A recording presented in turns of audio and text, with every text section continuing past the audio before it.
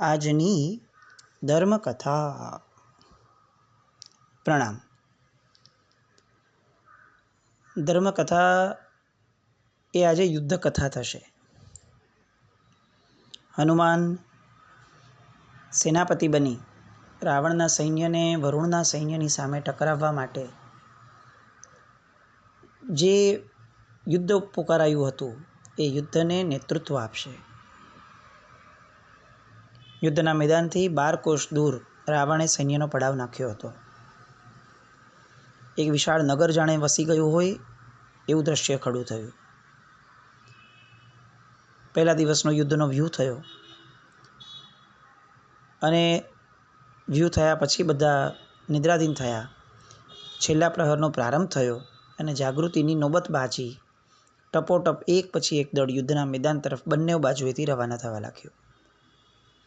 અરુણોદય થતાં સુધીમાં તો સમગ્ર સૈન્ય વ્યૂહાકારે, જે રીતે વ્યૂહ નક્કી થયો હતો પ્લાન, એ રીતે વ્યૂહાકારે મેદાનમાં ગોઠવાઈ ગયું. વરુણના સૈન્યની આગેવાની પુંડરીકે લીધી હતી. આ બાજુ રાવણના સૈન્યની આગેવાની ઇન્દ્રજીત પોતે જ સંભાળતા હતા. બાજુમાં પુંડરીકની બાજુમાં રાજીવનો રથ હતો અને બંનેઓના રથની સામે ઇન્દ્રજીત અને મેઘવા એ બંનેના રથ ગોઠવાઈ ગયા. એમની પાછળ મહેન્દ્રપુરીનો યુવરાજ પ્રસન્નકીર્તિ, અંજનાના ભાઈ, એ પોતાના 10,000 ઘોડેસવારની સાથે ખડા હતા. અને એ પછીથી લંકાપતિના ખાસ માનીતા સેનાપતિઓ ખરદૂષણ અને બીજા સૈન્ય એ બધા ત્યાં ગોઠવાયેલા હતા. આ બાજુ થોડેક દૂર વરુણનો મુખ્ય સેનાપતિ યોગેશ એ 50,000ના સૈન્ય સાથે ઊભા હતા. એની સામે સૂર્ય જેવા તેજસ્વી હનુમાન 50,000 ચુનંદા સૈનિકોની સામે આગેવાની કરતા ઊભા હતા. સૂર્ય પ્રગટ થયો અને બંને પક્ષમાં યુદ્ધનો આરંભ કરવા માટે વાજિંત્રો રણકી ઉઠ્યા. ઇન્દ્રજીતે પોતાના ઈષ્ટદેવનું સ્મરણ કર્યું અને સૌ પ્રથમ તીર છોડ્યું. એ પ્રથમ તીર જ સીધું પુંડરીકના કાનની પાસેથી પસાર થઈ ગયું. પુંડરીક આવેશમાં આવ્યા અને સખત વેગથી એમણે સતત 10 તીરો છોડ્યા. ઇન્દ્રજીતે 10એયને વચમાં પૂરા કરી નાખ્યા અને એક ક્ષણમાં 25-50 તીરો છોડી અને પુંડરીકને એણે મૂંઝવી નાખ્યા. ઇન્દ્રજીતનો રથ આગળ વધવા લાગ્યો.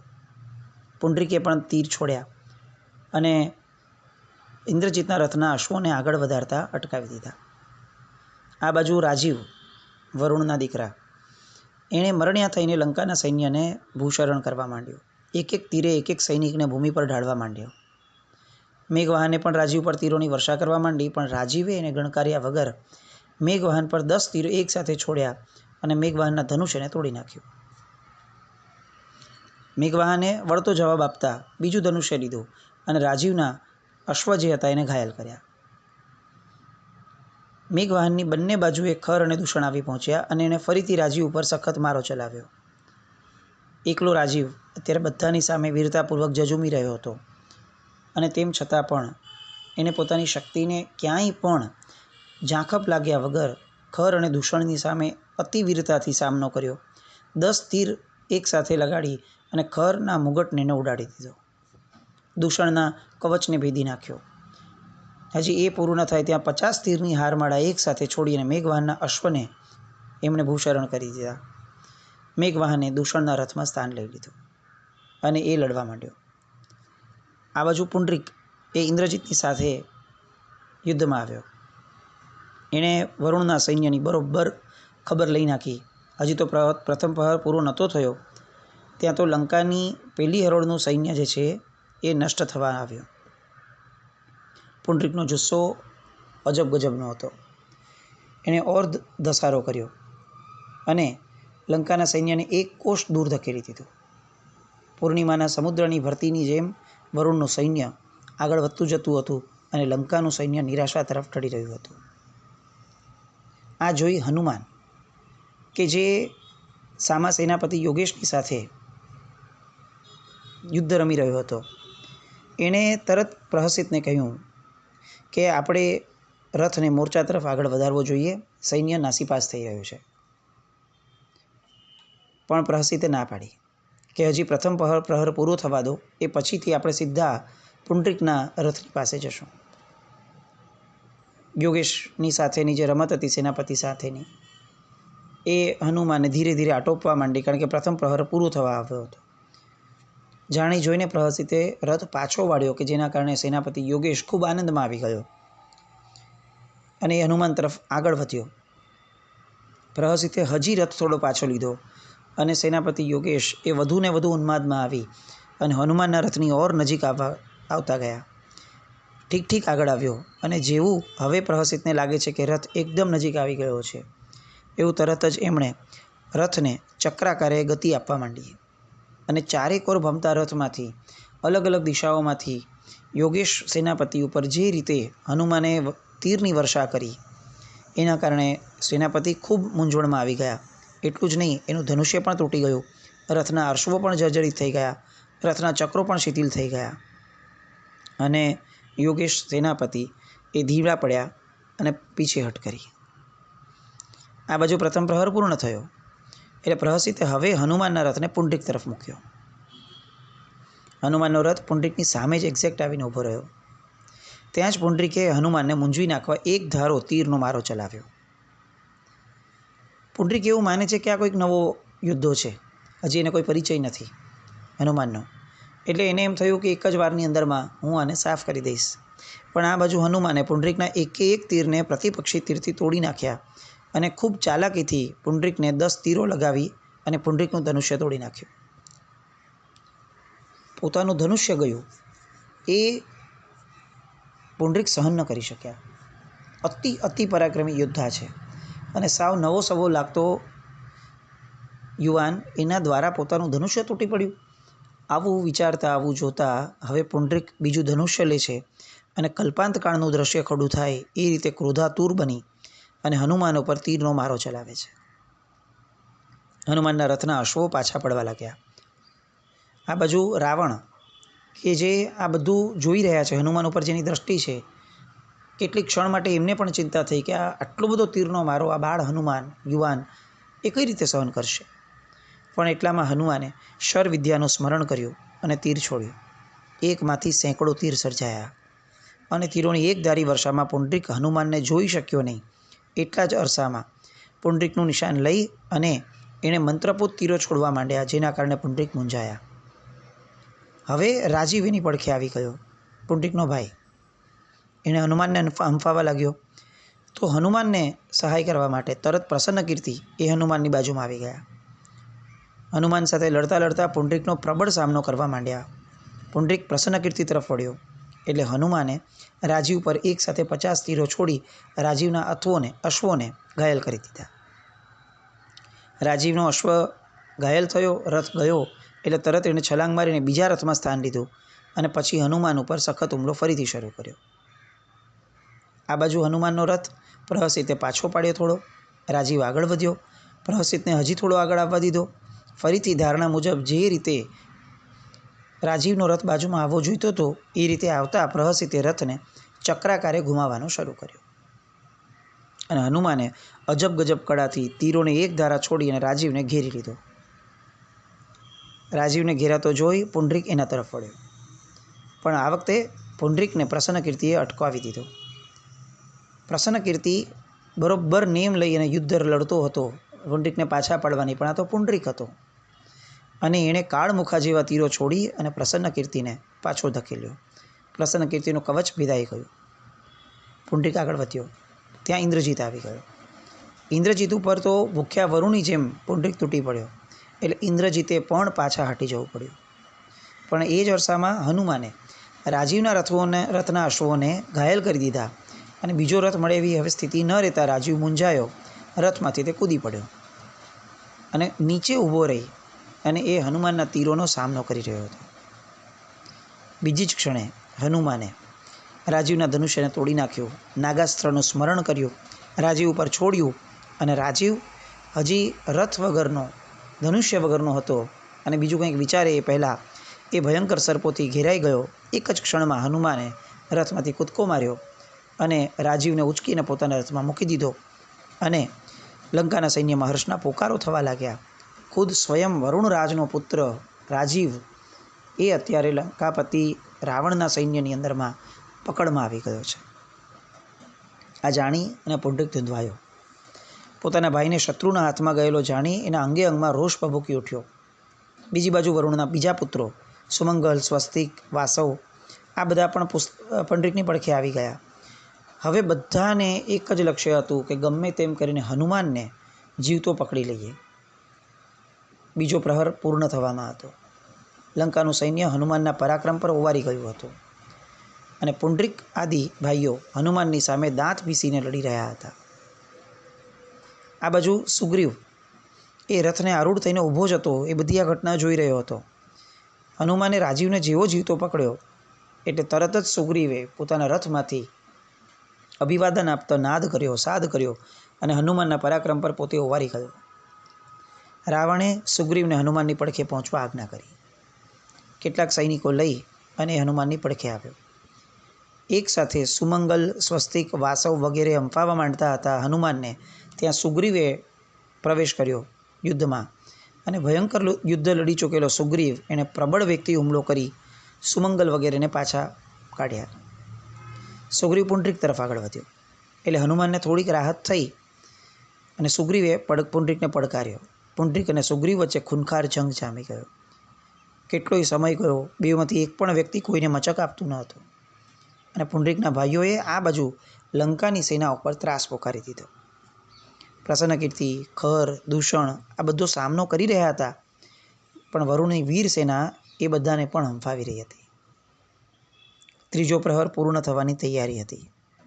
પુંડરીક સુગ્રીવને જરા પણ મચક નહોતો આપતો એટલે હવે હનુમાને સુગ્રીવનું સ્થાન લઈ અને પુંડરીકને પડકાર ફેંક્યો. એક સાથે 25-50 તીરો છોડી અને પુંડરીકને પોતાની તરફ વાળ્યો.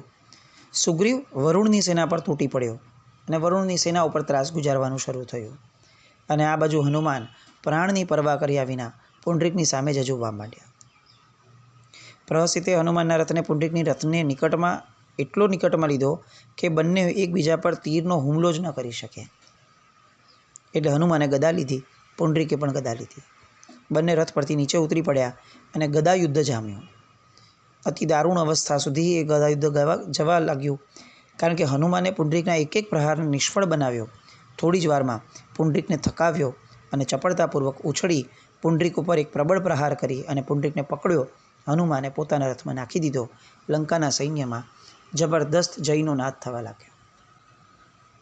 હનુમાનનું પરાક્રમ 16 કળાએ ખીલ્યું હોય એ રીતે હનુમાન યુદ્ધ કળાના કૌશલ્યને એ એવી રીતે દાખવી રહ્યો હતો કે વરુણની સેના, વરુણના અતિ પરાક્રમી યોદ્ધાઓ એ બધા સ્તબ્ધ થઈ ગયા હતા.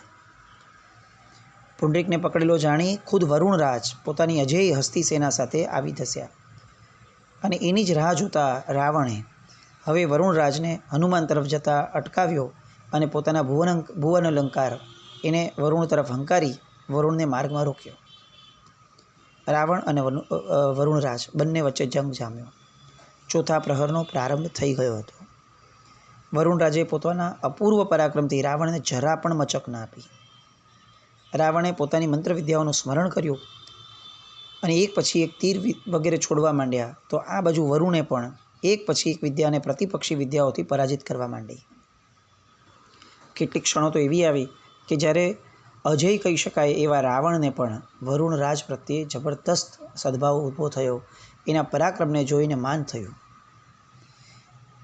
એક મહાન વીરની સામે પોતે યુદ્ધ લડી રહ્યો છે એવી પ્રતીતિ એને થઈ. પણ યુદ્ધની ભૂમિ છે એટલે એણે ભુવન અલંકાર હસ્તીને વરુણના હસ્તી સાથે ટકરાવ્યો. હજી ટકરાયો અને ત્યાં વરુણ કંઈક સમજે એ પહેલાં કપટની અંદરમાં ખૂબ કુશળ, યુદ્ધ કળાના દરેક દાવપેચમાં ખૂબ કુશળ એવા રાવણે પોતાના હસ્તી ઉપરથી કૂદકો મારી છલાંગ લગાવી અને સીધું વરુણના હસ્તી ઉપર પોતે ગયો અને વરુણને કલ્પના પણ નહોતી કે અચાનક આ રીતે પોતે આવીને પડશે પોતાના હાથી ઉપર. એટલે રાવણે વરુણ ઉપર સખત હુમલો કર્યો. વરુણને પકડી લીધો. ખલાસ. વરુણના હસ્તી પર લંકાપતિનો ધ્વજ ફરકી ગયો. યુદ્ધ અટકી ગયું. શત્રુ રાજા પર એક રાજા પોતે જ જ્યારે વિજય મેળવી લે અને ધ્વજ પોતાનો લગાડી દે એટલે એનો અર્થ કે સૈન્યએ સ્વીકારી લેવાનું કે આપણું સૈન્ય, આપણા રાજા એ પરાસ્ત થયા છે. લંકાની સેનાએ લાંબા સમય સુધી જય જય જયનો નાદ કર્યો અને યુદ્ધ પૂર્ણ થયું છે એ ઉદ્ઘોષણા થઈ. રાવણ વરુણને પોતાની સાથે લઈને પોતાની છાવણી તરફ વળ્યો. સૂર્ય અસ્તાચલ તરફ પહોંચી જ ગયો હતો. રાત્રિના સમયમાં સભા થઈ. સભાની અંદરમાં દરેક વ્યક્તિએ એકબીજાના કાર્યકૌશલતાની, યુદ્ધ કૌશલ્યની અનુમોદના કરી, પ્રશંસા કરી. વહેલી સવારનો નિત્ય કાર્યથી પરવારી રાવણ સવારની સભામાં આવ્યા. પોતપોતાના સ્થાને સૌ વિદ્યાધર રાજાઓ ગોઠવાઈ ગયા હતા. હનુમાને રાવણની પાસે જ હનુમાનને બેસાડ્યો. રાવણે વરુણ અને તેના 100 પુત્રોને રાવણની સામે હાજર કરવામાં આવ્યા. રાવણે પોતાનું વક્તવ્ય શરૂ કર્યું. માનવંતા રાજેશ્વરો, યુવરાજો અને પ્યારા સુભટો, વરુણ રાજ જેવા પરાક્રમી રાજા સામે તમે યુદ્ધમાં વિજય મેળવ્યો છે અને તેથી મારા હૈયામાં અપૂર્વ આનંદ થયો છે. પણ આ યુદ્ધ વિજયનો યશ હું પવનંજય પુત્ર વીર હનુમાનને આપું છું. હનુમાનનો અદ્ભુત પરાક્રમ જોઈ હું ખરેખર મુક્ત બન્યો છું. આ સાંભળી વરુણ રાજ અને પુંડરીક રાજીવ વગેરે ભાઈઓને ખ્યાલ આવ્યો કે આ તો પવનંજયનો નંદન છે. એટલે એમને પણ હર્ષ થયો કે ચાલો પવનંજયના પુત્રની અંદર આટલું ગજબ પરાક્રમને એની સામે લડવાનો આપણને મોકો મળ્યો. અને એટલામાં હનુમાન રાવણને પ્રણામ કરીને કહે છે કે મહારાજા અને પ્રિય સુભટો, આ વિજય મેં એકલાએ નથી મેળવ્યો, આપણે બધાએ મેળવ્યો છે. આપ સૌના સાથ વિના અને એમાં પણ પ્રહસિત કાકા વિના હું કંઈ જ કરી ન શક્યો હોત. એટલે આ વિજયનો યશ આપ સૌના ફાળે જાય છે. પરાક્રમ ગમે તેટલું હોય, જો એની પાસે વિનયની દિશા નથી તો એ જગત માટે અકલ્યાણકારી જ બને છે. અહીંયા હનુમાનનો વિનય, હનુમાનની એક પછી એક પ્રશંસાને સામે પોતાની લઘુતા દર્શાવવાની જે ધારા છે એ અકલ્પનીય કહેવાય. આ ઉંમરમાં એ દર્શાવે છે કે હનુમાન પૂર્વજન્મનું એટલું જબરદસ્ત પુણ્યબળ લઈને આવ્યો છે અને એની સાથે સાથે પૂર્વજન્મની એટલી ગુણમય ધારા લઈને આવ્યો છે, જન્માંતરીય સાધના લઈને આવ્યો છે કે જેના કારણે આજે આ ક્ષણે કે જે ક્ષણે ગમે તેવા વ્યક્તિને અહંકાર સ્પર્શે જ એ ક્ષણે પણ એને ક્યાંય પણ કોઈ પણ ઘટના માટે યશ લેવાનું મન થતું નથી.